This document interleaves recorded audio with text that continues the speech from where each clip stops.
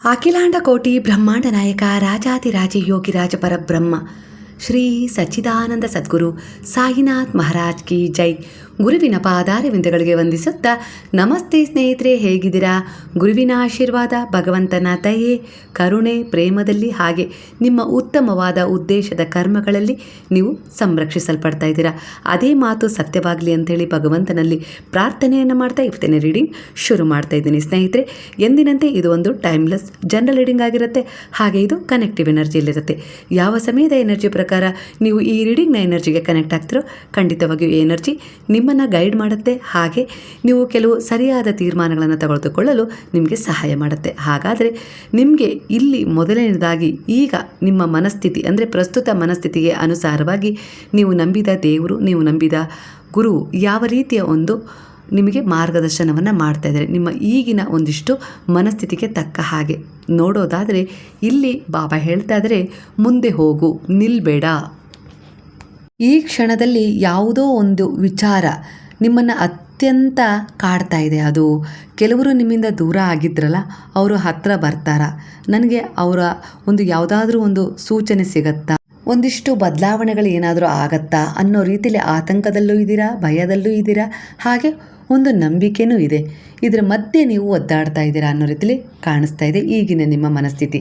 ಒಂದು ವಿಚಾರದಲ್ಲಿ ಪರಿವರ್ತನೆ ತಗೊಳ್ಬೇಕು ಅನ್ನೋದು ಎಷ್ಟು ಮುಖ್ಯ ಆಗಿರುತ್ತೋ ಅಷ್ಟೇ ಒಂದು ಸಂದೇಹ ಮತ್ತು ಒಂದು ನಂಬಿಕೆ ಇವೆರಡರ ಮಧ್ಯೆ ಇರುವ ಒಂದಿಷ್ಟು ಏನು ಬ್ಲಾಕೇಜ್ ಇರುತ್ತಲ್ಲ, ಅದನ್ನು ದೂರ ಮಾಡಿಕೊಳ್ಳುವುದು ಕೂಡ ಅಷ್ಟೇ ಮುಖ್ಯವಾಗಿರುತ್ತೆ ಅನ್ನೋ ರೀತಿಯಲ್ಲಿ ಮೆಸೇಜ್ ಬರ್ತಾ ಇದೆ. ನಿಮಗೆ ನಂಬಿಕೆ ಇದೆ, ನೀವು ಆ ಒಂದು ವಿಚಾರವನ್ನು ಸಂಭಾಳಿಸಬೇಕು, ಆ ವ್ಯಕ್ತಿ ಬದಲಾಗಿ ಬರಬೇಕು, ಅವರ ಒಂದು ವಿಚಾರದಲ್ಲಿ ನೀವೊಂದಿಷ್ಟು ಪರಿವರ್ತನೆ ಏನು ಮಾಡ್ಕೊಂಡಿದ್ದೀರಾ ಅದನ್ನು ಅವರಿಗೆ ಹೇಳಬೇಕು. ಇಲ್ಲವೇ ಅವರಲ್ಲಿ ಅವರ ಒಂದು ಏನು ನಡೀತಾ ಇದೆ ಅವ್ರ ಜೀವನದಲ್ಲಿ, ಅವರು ಎಲ್ಲಿದ್ದಾರೆ, ಇಲ್ಲ ಅವರ ಒಂದು ಸುತ್ತಮುತ್ತ ಯಾವ ಒಂದಿಷ್ಟು ಜನರು ಕನೆಕ್ಟ್ ಆಗಿದ್ದಾರೆ ಅದನ್ನು ತಿಳಿದುಕೊಳ್ಳುವ ಉತ್ಸಾಹ ನಿಮ್ಮಲ್ಲಿ ತುಂಬ ಇದೆ. ಅದನ್ನು ತಿಳಿಸೋರು ಯಾರಾದರೂ ಬರಬೇಕು, ಆ ವಿಚಾರ ನಾನು ತಿಳ್ಕೊಳ್ಬೇಕು ಅಂತೇಳಿ ಹಂಬಲಿಸ್ತಾ ಇದ್ದಾರೆ. ಅದು ನಿಮ್ಮ ಒಂದು ವೈಯಕ್ತಿಕ ಸಂಬಂಧ, ನಿಮ್ಮ ಗಂಡನ ವಿಚಾರದಲ್ಲೇ ಆಗಿರ್ಬೋದು. ಒಂದೇ ಒಂದು 6 ತಿಂಗಳು ಇಲ್ಲ 1 ವರ್ಷ ಆಗಿರ್ಬೋದು, ನೀವು ಒಂದಿಷ್ಟು ನಿಮ್ಮಿಬ್ಬರ ಸಂಬಂಧದಲ್ಲಿ ಅಂತರ ಹೆಚ್ಚಾಗಿ ಅನ್ನೋ ರೀತಿಯಲ್ಲಿ ಬರ್ತದೆ. ಯಾವುದೋ ಒಂದು 3ನೇ ವ್ಯಕ್ತಿಯ ಒಂದಿಷ್ಟು ವಿಚಾರಗಳಿಂದ ನೀವು ಒಂದಿಷ್ಟು ಅಂತರವನ್ನು ಹೊಂದಿದ್ದೀರಾ. ನಿಮಗೆ ತುಂಬ ಅವ್ರ ಮೇಲೆ ಪ್ರೀತಿ ಇದೆ ಮತ್ತು ಅವ್ರ ಜೊತೆ ಒಂದು ಒಳ್ಳೆಯ ಬದುಕು ನಡೆಸುವ ಅಭಿಪ್ರಾಯವನ್ನು ನೀವು ಹೊಂದಿದ್ದೀರಾ. ಅದಕ್ಕೋಸ್ಕರ ನೀವು ಬಾಬಾರವರಲ್ಲಿ ನಿಷ್ಠೆಯಿಂದ ಪ್ರಾರ್ಥನೆ ಮಾಡಿದ್ದಂತೂ ಸತ್ಯವಾಗಿ ಇಲ್ಲಿ ಕಾಣ್ತಾ ಇದೆ. ಅದೇ ರೀತಿ ಬದಲಾವಣೆ ಅವರಲ್ಲೂ ಆಗಬೇಕು. ನಮ್ಮಿಬ್ಬರ ಮಧ್ಯೆ ಬಂದಿರುವ ಆ 3ನೇ ವ್ಯಕ್ತಿ ಯಾವ ರೀತಿ ಒಂದು ಉದ್ದೇಶವನ್ನು ಇಟ್ಕೊಂಡು ನಮ್ಮಲ್ಲಿ ಅಂತರ ತರ್ತಾ ಇದ್ದಾರೆ ಅನ್ನೋದನ್ನು ಅವರು ಅರ್ಥ ಮಾಡಿಕೊಂಡು ಒಂದಿಷ್ಟು ಬೇಗನೆ ನನ್ನ ಜೊತೆ ಅವರು ಒಂದು ಮಾತಾಡಬೇಕು, ಇಲ್ಲ ಒಂದು ಮೆಸೇಜ್ ಮಾಡಬೇಕು, ಇಲ್ಲ ಫೋನ್ ಮಾಡಬೇಕು, ಇಲ್ಲ ಅವರು ಏನಾದರೂ ಒಂದು ವಿಚಾರವನ್ನು ನಮ್ಮ ಮನೆಗೆ ಕಳಿಸ್ಬೇಕು ಅನ್ನೋದು ನಿಮ್ಮ ಆತುರದ ವಿಚಾರ ಆಗಿದೆ. ಆದರೆ ಇದರಲ್ಲಿ ಸ್ವಲ್ಪ ಬ್ಲಾಕೇಜ್ಗಳು ಕಾಣಿಸ್ತಾ ಇದ್ದರೂ ಕೂಡ ಒಂದು ಅವಕಾಶ ಸಿಗುತ್ತೆ. ಅಂದರೆ ಅವರು ನಿಮ್ಮ ಜೀವನಕ್ಕೆ ಮರಳಿ ಬರ್ತಾರೆ, ಆ ವಿಚಾರವನ್ನು ನೀವು ಸೆಲೆಬ್ರೇಟ್ ಮಾಡ್ತೀರಾ ಅನ್ನೋ ರೀತಿಯಲ್ಲಿ ಇಲ್ಲಿ ಬಾಬಾ ನಿಮಗೆ ಸೂಚನೆ ಕೊಡ್ತಾ ಇದ್ದಾರೆ. ಅಂದರೆ ಇಲ್ಲಿ ನೀವು ಆ ಸಂಬಂಧವನ್ನು ಸಂಭಾಳಿಸ್ತೀರಾ ಅನ್ನೋದಾದರೆ ನಾನು ಖಂಡಿತ ಅದಕ್ಕೊಂದು ಅವಕಾಶ ಕೊಡ್ತೀನಿ ಅಂತ ಹೇಳ್ತಾ ಇದ್ದಾರೆ. ಅವರ ಮನಸ್ಥಿತಿಯನ್ನು ತಿದ್ದಿ ಅವರು ನಿನ್ನ ಬಳಿ ಬರಬೇಕು, ಅಂದರೆ ನೀವು ಮತ್ತೆ ಒಂದಾಗಬೇಕು. ಆ 3ನೆಯ ಸಂಬಂಧ ಏನಿದ್ರೂ ನಮ್ಮಿಬ್ಬರ ವ್ಯಕ್ತಿತ್ವ ಏನು ಅಂತೇಳಿ ಅರ್ಥಕೊಳ್ಳೋಕ್ಕೆ ಒಂದು ಕಾರಣ ಆಗಿ ಪಾಠ ಆಗಿ ಬಂದಿತ್ತು ಅನ್ನೋ ರೀತಿಯಲ್ಲಿ ಅವರು ಅರ್ಥ ಮಾಡಿಕೊಂಡು ಸ್ವಲ್ಪ ದಿನಗಳಲ್ಲಿ ಮರಳಿ ಖಂಡಿತ ನಿಮ್ಮ ಜೀವನಕ್ಕೆ ಬರ್ತಾರೆ. ನಿಮ್ಮ ಪ್ರಾರ್ಥನೆಗೆ ತಕ್ಕ ಉತ್ತರ ಗುರುವಿನಿಂದ ಸಮಯಕ್ಕೆ ಅನುಗುಣವಾಗಿ ಸಿಗುತ್ತೆ ಅನ್ನೋ ರೀತಿಯಲ್ಲಿ ಬರ್ತದೆ. ಈ ಸಮಯದಲ್ಲಿ ನಿಷ್ಠೆಯಿಂದ ನೀವು ಕೂಡ ಸುಮ್ಮನೆ ಕೂತಿಲ್ಲ, ನೀವು ಕುಗ್ಗಿಲ್ಲ. ಅಂದರೆ ಎಷ್ಟೇ ಮನಸ್ಸಲ್ಲಿ ಆ ವಿಚಾರ ನಿಮ್ಮನ್ನು ಒಂದಿಷ್ಟು ಆತಂಕಕ್ಕೆ, ಭಯಕ್ಕೆ ಒಳಪಡಿಸಿದರೂ ಕೂಡ, ಚಿಂತೆಗೆ ಒಳಪಡಿಸಿದರೂ ಕೂಡ ನೀವು ಕೂತಿಲ್ಲ. ನಿಮ್ಮ ಒಂದು ಪ್ರೊಫೆಷನಲ್ ಲೈಫಲ್ಲಿ ನೀವು ಮುಂದುವರೆದಿದ್ದೀರಾ. ಅಂದರೆ ನಿಮ್ಮ ಒಂದು ವಿದ್ಯಾಭ್ಯಾಸಕ್ಕೆ ಅನುಗುಣವಾಗಿ ನಿಮಗೆ ಒಂದು ನೌಕರಿ ಸಿಕ್ಕಿತ್ತು, ಆ ಕೆಲಸದಲ್ಲಿ ನೀವು ಮುಂದುವರೆದಿದ್ದೀರಾ, ಮಾಡ್ತಾಯಿದ್ದೀರಾ. ಅದರಿಂದ ಸ್ವಲ್ಪ ಚಿಂತೆ ಕಡಿಮೆ ಆಗಿದೆ. ಆದರೂ ಬಿಡುವಿನ ಸಮಯದಲ್ಲಿ ಅವರ ನೆನಪು ನಿಮಗೆ ಕಾಡ್ತಾ ಇದೆ ಅನ್ನೋ ರೀತಿಯಲ್ಲೂ ಕೂಡ ಇಲ್ಲಿ ಎನರ್ಜಿ ಕನೆಕ್ಟ್ ಆಗ್ತದೆ. ಇದ್ದಕ್ಕಿದ್ದ ಹಾಗೆ ಕೆಲಸದ ಮಧ್ಯೆ ಆ ವ್ಯಕ್ತಿ ನೆನಪಾಗ್ತದೆ, ಅವರ ಭೇಟಿಯಾಗಿಲ್ಲ, ಅವರಿಂದ ಯಾವುದೇ ರೆಸ್ಪಾನ್ಸ್ ಸಿಗ್ತಾ ಇಲ್ಲ, ಆದರೂ ಕೂಡ ಅವರ ನೆನಪು ನಿಮಗೆ ಬರ್ತಾ ಇದೆ. ಅಂದರೆ ಖಂಡಿತ ನಿಮಗೆ ಅವ್ರು ಬೇಕು ಅನ್ನೋ ರೀತಿಯಲ್ಲಿ, ಅಂದರೆ ಆ ಸಂಬಂಧವನ್ನು ಕಳ್ಕೊಳ್ಳೋಕ್ಕೆ ನಿಮಗಿಷ್ಟ ಇಲ್ಲ. ಯಾವುದಾದ್ರೂ ರೂಪದಲ್ಲಿ ಆ ಸಂಬಂಧವನ್ನು ಸರಿದೂಗಿಸ್ಕೊಂಡು ಸಂಭಾಳಿಸ್ಕೊಂಡು ನಾನು ಮುಂದೆ ಹೋಗಬೇಕು ಅನ್ನೋ ರೀತಿಯಲ್ಲಿ ನಿಮ್ಮ ಅಭಿಪ್ರಾಯ ಇದೆ. ನಿಮ್ಮ ಒಳ್ಳೆಯ ಉದ್ದೇಶಕ್ಕೆ ಗುರು ಇಲ್ಲಿ ನಿಮಗೆ ಸಹಾಯ ಮಾಡ್ತಾರೆ ಅನ್ನೋ ರೀತಿಯಲ್ಲಿ ಬರ್ತದೆ. ಯಾಕಂದರೆ ಅವರ ಶರಣದಲ್ಲಿ ಆ ವಿಚಾರವನ್ನು ನೀವೀಗ ಶರಣರಾಗಿಸಿದ್ದೀರಾ. ಹಾಗಾಗಿ ಅವರಲ್ಲಿ ಪರಿವರ್ತನೆ ತರಲಿಕ್ಕೆ ಗುರು ಸಿದ್ಧತೆ ನಡೆಸ್ತಾ ಇದ್ದಾರೆ. ಅದರ ಅನುಸಾರವಾಗಿ ಮಧ್ಯ ಪ್ರವೇಶ ದ್ವೇಷ ಮಾಡಿ ಯಾರು ನಿಮ್ಮ ಜೀವನದಲ್ಲಿ ಒಂದು ಬಿರುಕು ಮೂಡುವಂತಹ ಒಂದು ವಿಚಾರಗಳನ್ನು ಮಾಡಿದ್ರು, ಒಂದು ವೈಮನಸ್ಸು ಬರುವ ಹಾಗೆ ಮಾಡಿದ್ರು, ಅವರಿಗೆ ಅವರ ಪರಿಸ್ಥಿತಿಯನ್ನು ಹಾಗೆ ಅವರ ವ್ಯಕ್ತಿತ್ವವನ್ನು ಅವ್ರು ಈಗಿರುವ ಒಂದು ವ್ಯವಸ್ಥೆಯನ್ನು ಅರ್ಥ ಮಾಡಿಸುವ ಮೂಲಕ ನನ್ನ ಜೀವನ ಹೇಗೆ ಹಾಗೆ ಅವ್ರ ಜೀವನ ಆಗಬೇಕು ಅನ್ನೋ ರೀತಿಯಲ್ಲಿ ಅವ್ರು ಏನು ಬಯಸ್ತಾ ಇದ್ದಾರೆ ಅದೇ ಅವರಿಗೆ ತಿರುಗುಬಾಣವಾಗಲು ಈಗ ಶುರುವಾಗ್ತದೆ ಅನ್ನೋ ರೀತಿಯಲ್ಲಿ. ಅಂದರೆ ನೀವು ಯಾವ ರೀತಿ ನಿಮ್ಮ ಸಂಬಂಧ ಮತ್ತೆ ಬೆಸೆದುಕೊಳ್ಳುತ್ತೆ ಅಂದರೆ ಮೂರನೆಯವರು ಕೂಡ ನಮ್ಮ ಸಂಬಂಧವನ್ನು ಅಂದರೆ ಅದರ ಮಧ್ಯೆ ಬಂದು ಅದನ್ನು ಬೇರ್ಪಡಿಸಲಿಕ್ಕೆ ಸಾಧ್ಯ ಇಲ್ಲ ಅನ್ನೋ ಅಷ್ಟು ಗಟ್ಟಿಯಾಗುತ್ತೆ. ಆದರೆ ಅದರ ಮಧ್ಯೆ ಸ್ವಲ್ಪ ಬ್ಲಾಕೇಜ್ ಇರೋದ್ರಿಂದ ಇಲ್ಲೊಂದು ವೈಮನಸ್ಸು ಬಂದಿದೆ. ನಿಮ್ಮ ನಿಷ್ಕಲ್ಮಶವಾದ ಪ್ರಾರ್ಥನೆಗೆ ಖಂಡಿತ ಗುರುವಿನ ಎನರ್ಜಿ ಕನೆಕ್ಟ್ ಆಗಿದೆ. ನೀವು ಅವರ ಪ್ರಕಾರ ನಿಮ್ಮನ್ನು ಈಗ ಇನ್ನೂ ಒಂದಿಷ್ಟು ತುಂಬಾ ಇಂಪ್ರೂವ್ ಮಾಡಿದ್ದೀರಾ. ಅಂದರೆ ಹೇಗೆ ಅಂದರೆ ನಿಮ್ಮ ವ್ಯಕ್ತಿತ್ವ ಕೂಡ ಅವರಿಗಿಂತ ಕಡಿಮೆ ಏನಿಲ್ಲ ಅನ್ನೋ ರೀತಿಲಿ ಒಂದಿಷ್ಟು ಸಾಧನೆ ಮಾಡಲಿಕ್ಕೆ ಅವಕಾಶ ಸಿಕ್ತು. ನೀವು ಅವರಿಗೆ ಮೊದಲು ಹೆಂಡತಿ ಆಗಿದ್ರಿ ಅಲ್ವಾ, ಆ ಮನೆಗೆ ಒಂದು ಹೆಂಡತಿ ಆಗಿದ್ರಿ ಇಲ್ಲ ಗಂಡ ಆಗಿದ್ರಿ, ಈ ರೀತಿ ಸಂಬಂಧ, ಎರಡು ಸಂಬಂಧಗಳು ಇಲ್ಲಿ ಕನೆಕ್ಟ್ ಆಗ್ತದೆ. ಈ ಮಧ್ಯದಲ್ಲಿ ಗ್ಯಾಪ್ ಆಗಿತ್ತು ಒಂದು ವೈಮನಸ್ಸು ಮೂಡಿ. ಅಂದರೆ ನೀವು ಆ ಸಮಯದಲ್ಲಿ ಸುಮ್ಮನೆ ಕೂತ್ಕೊಳ್ಳಿಲ್ಲ, ನಿಮ್ಮ ಕರಿಯರ್ ಕಡೆ ಗಮನ ಕೊಟ್ಟರಿ, ಅಲ್ಲಿ ಒಂದು ಸ್ಥಾನಮಾನ ಗೌರವವನ್ನು ಪಡ್ಕೊಂಡು ಹೀಗೊಂದು ನೀವು ಕೂಡ ಒಂದು ಹಂತದಲ್ಲಿ ನಿಂತಿದ್ದೀರ. ಈಗ ಈಕ್ವಲ್ ಎನರ್ಜಿ ಇಲ್ಲಿ ಕನೆಕ್ಟ್ ಆಗ್ತಾ ಇದೆ. ಅದನ್ನು ನೋಡಿ ಅವರು ಬರ್ತಾ ಇಲ್ಲ, ನೀವು ನಾನೀಗ ಈ ಹಂತದಲ್ಲಿ ನಿಂತಿದ್ದೀನಿ ಅನ್ನೋ ರೀತಿಯಲ್ಲಿ ಅವರನ್ನು ಗಮನಿಸ್ತಾ ಇಲ್ಲ. ಅಂದರೆ ಅವ್ರು ಬರಬೇಕು ಅಂತೇಳಿ ಬಯಸ್ತಾ ಇಲ್ಲ. ಆದರೆ ನಿಮಗೆ ಮೊದಲಿನಿಂದಲೂ ಅವ್ರ ಮೇಲೆ ತುಂಬ ಪ್ರೀತಿ ಇದೆ, ಗೌರವ ಇದೆ. ಆದರೆ ನನ್ನ ಸಂಬಂಧ ಸರಿಯಾಗಬೇಕು ಅನ್ನೋ ಬಯಕೆಯಲ್ಲೇ ನಾನು ಏನಾದರೂ ಸಾಧನೆ ಮಾಡಬೇಕು, ನಾನು ಕಲ್ತಿದ್ದನ್ನು ಇಲ್ಲಿ ಏನಾದರೂ ಒಂದು ದಾರಿ ಕೊಡಬೇಕು ಅನ್ನೋ ರೀತಿಲಿ ಅದನ್ನು ಕೂಡ ಇಲ್ಲಿ ಪೂರ್ಣಗೊಳಿಸ್ಕೊಳ್ಳೋಕ್ಕೆ ಒಂದು ಅವಕಾಶವನ್ನು ಕೊಟ್ಟಿದ್ದೀರಾ. ಅಂದರೆ ಇದು ನಿಮ್ಮ ಆತ್ಮದ ಉದ್ದೇಶ ಆಗಿದೆ, ಅದು ಈಗ ಪೂರ್ಣಗೊಂಡಿದೆ ಗುರುವಿನ ಆಶೀರ್ವಾದ ಬಲದಿಂದ. ಹಾಗೆ ನಿಮ್ಮ ಜೀವನದಲ್ಲಿ ಒಂದು ಒಳ್ಳೆಯ ದಿನಗಳು ಕೂಡ ಬರುತ್ತೆ, ಅದನ್ನು ಸೆಲೆಬ್ರೇಟ್ ಮಾಡ್ತೀರಾ ಅನ್ನೋ ರೀತಿಲಿ ಇಲ್ಲಿ ಎನರ್ಜಿ ಕನೆಕ್ಟ್ ಆಗ್ತಾಯಿದೆ.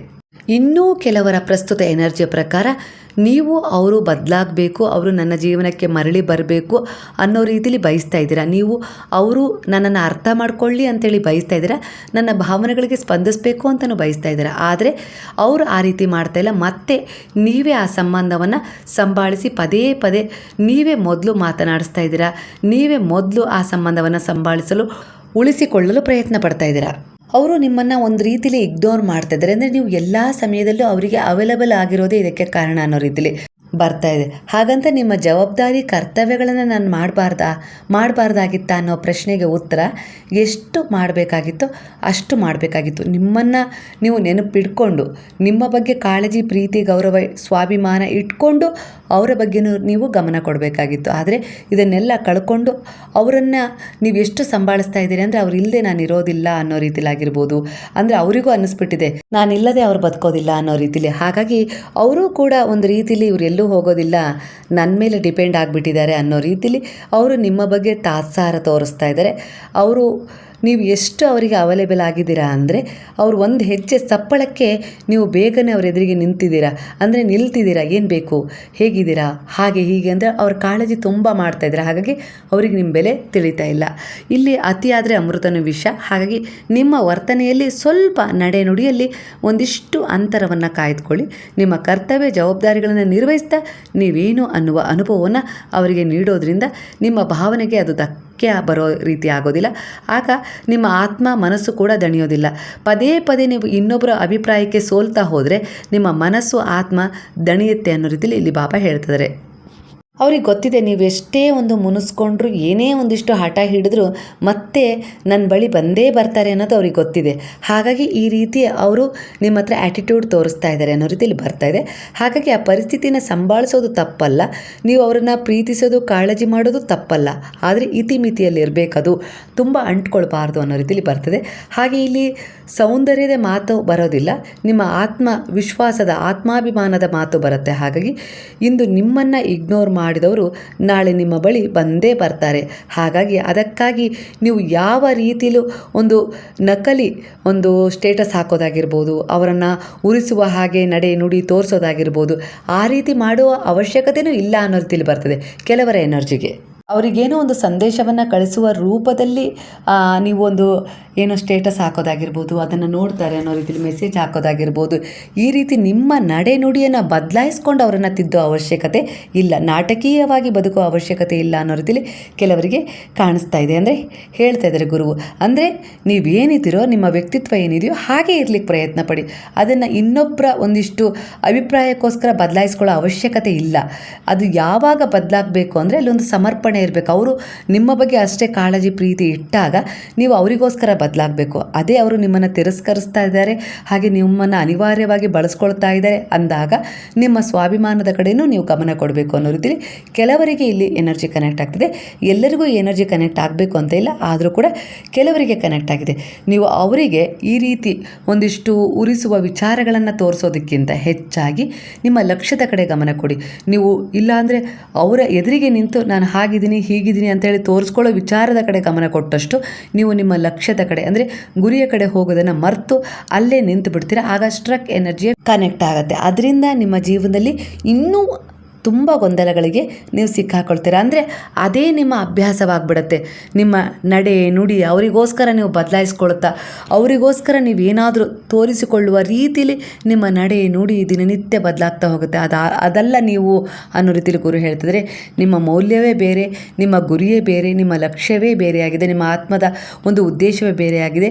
ನೀವು ಯಾವಾಗ ಇದ್ರ ಕಡೆ ಗಮನ ಕೊಟ್ಟು ಈ ಕ್ಷಣಿಕ ಒಂದು ವಿಚಾರದ ಕಡೆ ಗಮನ ಕೊಟ್ಟು ನೀವು ನಿಂತು ಬಿಡ್ತೀರೋ, ನಿಮ್ಮ ಮಹತ್ತರವಾದ ತಿರುವಿನ ಕಡೆ ಗಮನ ಕೊಡೋದು, ಲಕ್ಷ್ಯ ಕೊಡೋದು ಮರ್ತು ಹೋಗ್ಬಿಡುತ್ತೆ. ಹಾಗಾಗಿ ಈ ರೀತಿ ನೀವು ಅವರು ಹೇಳಿದ್ದಕ್ಕೆಲ್ಲ ಸ್ಪಂದಿಸ್ತಾ, ನೀವು ಅವ್ರಿಗೇನಾದರೂ ತೋರಿಸ್ಬೇಕು ಅನ್ನೋ ನಿಟ್ಟಿನಲ್ಲಿ ನಿಮ್ಮ ಆ್ಯಟಿಟ್ಯೂಡ್ನ ಬದಲಾಯಿಸ್ಕೊಳ್ತಾ, ಅದನ್ನು ಅವರು ನೋಡುವ ಹಾಗೆ ಒಂದಿಷ್ಟು ಸ್ಟೇಟಸ್ ಹಾಕೋದು, ಇಲ್ಲ ವರ್ತನೆ ಮಾಡೋದು, ಅವರಿಗೆ ಯಾವುದಾದ್ರೂ ರೀತಿಯಲ್ಲಿ ನಿಮ್ಮ ವಿಚಾರ ಮುಟ್ಟುವ ರೀತಿಯಲ್ಲಿ ನೋಡೋದು ಮಾಡೋದು ಸರಿ ಅಲ್ಲ ಅನ್ನೋ ರೀತಿಯಲ್ಲಿ ಬರ್ತದೆ. ಯಾಕಂದರೆ ಇದು ನಿಮ್ಮ ಜೀವನವೂ ಅಲ್ಲ, ನಿಮ್ಮ ವ್ಯಕ್ತಿತ್ವವೂ ಅಲ್ಲ. ಇದನ್ನು ಬಿಟ್ಟು ಮುಂದೆ ಹೋಗಿ ಅನ್ನೋ ರೀತಿಯಲ್ಲಿ ಇಲ್ಲಿ ಬಾಬಾ ಹೇಳ್ತಾ ಇದ್ದಾರೆ. ಇದು ಕೆಲವು ಜನರಿಗೆ ಇದು ಕನೆಕ್ಟ್ ಆಗ್ತಾ ಇದೆ. ಇಲ್ಲಿ ಹೇಗೆ ಭಗವಂತ ಒಂದು ಉದಾಹರಣೆ ಕೊಡ್ತಾ ಇದ್ದಾರೆ ಅಂದರೆ, ಹಾಗಾದರೆ ಭಗವಂತ ಎಲ್ಲರಿಗಿಂತ ತುಂಬ ಶಕ್ತಿಶಾಲಿ ಅಲ್ಲ? ಅವ್ರು ಯಾಕೆ ಪದೇ ಪದೇ ತನ್ನನ್ನು ತೋರಿಸ್ಕೊಳ್ಳೋಕ್ಕೆ, ತನ್ನನ್ನು ಸಾಬೀತುಪಡಿಸ್ಕೊಳ್ಳೋಕ್ಕೆ ಪ್ರಯತ್ನ ಪಡೋದಿಲ್ಲ? ನನ್ನ ಹತ್ರ ಅಷ್ಟು ಶಕ್ತಿ ಇದೆ, ಇಷ್ಟು ಶಕ್ತಿ ಇದೆ ಅಂತೇಳಿ. ಅಂದರೆ ನಾನು ಹಾಗೆ ಹೀಗೆ ಅಂತೇಳಿ ಕೂಗಾಡಿ ಜೋರಾಗಿ ಹೇಳಬೇಕು ಅಂತಲೇ ಇಲ್ಲ. ಮೌನವಾಗಿ ನಿಮ್ಮ ನಡೆ ನುಡಿಯತ್ತ, ನಿಮ್ಮ ಉದ್ದೇಶದತ್ತ ನೀವು ಹೋದರೂ ಸಾಕು. ಅದು ದೊಡ್ಡದಾಗಿ ನೀವು ಅಬ್ಬರಿಸಿ ಹೇಳಬೇಕಂತ ಅಲ್ಲ, ಅದು ಸಾಧನೆಯಾಗಿ ಅದು ಜನರ ಕಣ್ಣಿಗೆ ಬೀಳುತ್ತೆ. ಹಾಗಾಗಿ ಇಲ್ಲಿ ನೀವು ಕೂಗಿ ಚೀರಾಡಿನೇ ಕೆಲವರಿಗೆ ಒಪ್ಪಿಸ್ಬೇಕು ಅಂತ ಏನಿಲ್ಲ. ಮೌನವಾಗಿ ನಿಮ್ಮ ಸಾಧನೆಯತ್ತ ನೀವು ಗಮನ ಹರಿಸಿ. ಅವರು ಕೂಗಾಡಿ ಅಬ್ಬರಿಸಿ ಅಲ್ಲೇ ನಿಲ್ಲಿ, ನೀವು ಮುಂದೆ ಹೋಗಿ ನಿಂತ್ಕೋಬೇಡಿ. ಅವರ ಮಾತಿಗೆಲ್ಲ ಪ್ರತಿಕ್ರಿಯಿಸ್ತಾ ಹೋದರೆ ನಿಮ್ಮ ಸಮಯ ವ್ಯರ್ಥ ಆಗುತ್ತೆ. ಹಾಗೆ ನಿಮ್ಮ ಲಕ್ಷ್ಯದ ಕಡೆ ಇರುವ ಗುರಿ ಅಲ್ಲೇ ಒಂದು ರೀತಿಯಲ್ಲಿ ಬ್ಲಾಕೇಜ್ ಎನರ್ಜಿಗೆ ಕನೆಕ್ಟ್ ಆಗಿಬಿಡುತ್ತೆ. ಹಾಗಾಗಿ ಮುಂದೆ ಹೋಗಿ ಅನ್ನೋ ರೀತಿಯಲ್ಲಿ ಬಾಬಾ ಹೇಳ್ತಿದ್ದಾರೆ. ಒಟ್ಟಾರೆಯಾಗಿ ನಿಮ್ಮ ಶತ್ರುವಿನ ನಡೆ ನಿಮ್ಮನ್ನು ಗಮನಿಸ್ತಾ ಇದೆ. ಅಂದರೆ ನೀವು ಏನು ಮಾಡ್ತಾ ಇದ್ದೀರಾ, ಯಾವ ಕಡೆ ಹೋಗ್ತಾ ಇದ್ದೀರಾ, ನಿಮ್ಮ ಮನೆಯಲ್ಲಿ ನಿಮ್ಮ ಜೀವನದಲ್ಲಿ ಏನು ನಡೀತಾ ಇದೆ ಅದನ್ನಂತೂ ಅವರು ಗಮನಿಸ್ತಾ ಇದ್ದಾರೆ. ಹಾಗೆ ಬೇರೆಯವರನ್ನು ನಿಮ್ಮ ಹಿಂದೆ ಬಿಟ್ಟು ತಿಳ್ಕೊಳ್ಳುವ ಪ್ರಯತ್ನವನ್ನು ಕೂಡ ಮಾಡ್ತಾ ಇದ್ದಾರೆ. ಆಗಾಗ ನಿಮ್ಮನ್ನು ಸಂಪರ್ಕಿಸುವ ಮೂಲಕ, ನಿಮ್ಮ ಎದುರಿಗೆ ಒಳ್ಳೆಯವರಾಗಿ ಇರುವ ರೀತಿಯಲ್ಲಿ ನಿಮ್ಮನ್ನು ಸಂಪರ್ಕಿಸುವ ಮೂಲಕ ಕೂಡ ಕೆದಕ್ತಾ ಇದ್ದಾರೆ ನಿಮ್ಮ ಜೀವನದ ಒಂದಿಷ್ಟು ವಿಚಾರಗಳನ್ನು. ಆದರೆ ಇಲ್ಲಿ ಬಾಬಾ ಹೇಳ್ತಿದ್ರೆ, ಏನೇ ಬಂದರೂ ಕೂಡ ನಿಮ್ಮ ವೈಯಕ್ತಿಕ ಒಂದಿಷ್ಟು ವಿಚಾರಗಳನ್ನು ಹೇಳ್ಕೊಳ್ಳೋದು ತಪ್ಪು ಅಂತ ಬರ್ತಾ ಇದೆ. ಅಂದರೆ ನಾನೀಗ ಮನೆ ಕಟ್ತಾ ಇದ್ದೀನಿ ಹೇಳೋದು ಬೇಡ, ನಾನೀಗ ಒಂದು ಕಾರ್ ತಗೋತಾ ಇದ್ದೀನಿ ಹೇಳೋದು ಬೇಡ, ನಾನು ಇಂಥ ಪರೀಕ್ಷೆಯನ್ನು ಕಟ್ಟಿದ್ದೀನಿ ಅದಕ್ಕೋಸ್ಕರ ಓದ್ತಾ ಇದ್ದೀನಿ ಹೇಳೋದು ಬೇಡ. ಹಾಗೆ ಇನ್ನು ಯಾವುದ್ಯಾವುದೋ ಒಂದು ವಿಚಾರದಲ್ಲಿ ನೀವು ನಿಮ್ಮ ಅಭ್ಯಾಸಗಳನ್ನು ಹವ್ಯಾಸಗಳನ್ನು ಬದಲಾಯಿಸ್ಕೊಂಡಿದ್ದೀರ. ಅದು ಒಂದು ಸಂಕಲ್ಪ ಮಾಡಿ ಒಂದು ವ್ರತ ಮಾಡ್ತಾ ಇದ್ದೀನಿ ಅದನ್ನು ಹೇಳ್ಕೊಳ್ಳೋದು ಬೇಡ, ನಾನು ಇಂತಹ ಕಡೆ ಹೋಗ್ತಾ ಇದ್ದೀನಿ ಅದನ್ನು ಹೇಳೋದು ಬೇಡ.